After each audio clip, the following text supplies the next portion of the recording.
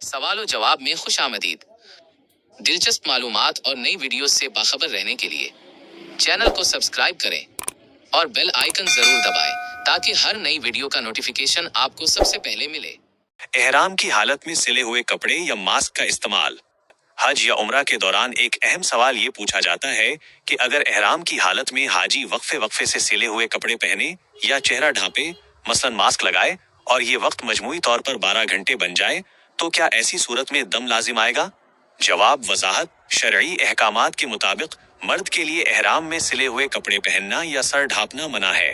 اسی طرح مرد اور عورت دونوں کے لیے چہرہ چھپانا یا ماسک لگانا بھی ممنوعات احرام میں شامل ہے۔ بلا عذر ایسا کرنا گناہ ہے۔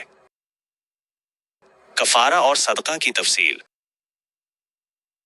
اس صورت میں کفارہ کی تفصیل کچھ یوں ہے۔ 1.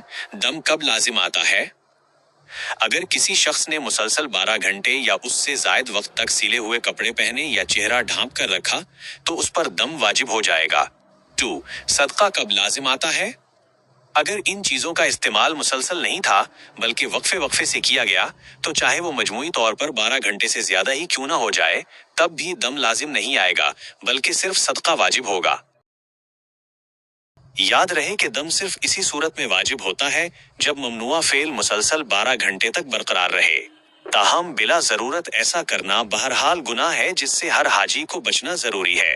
ہمیں امید ہے کہ آج کی یہ ویڈیو آپ کے لیے مفید ثابت ہوئی ہوگی۔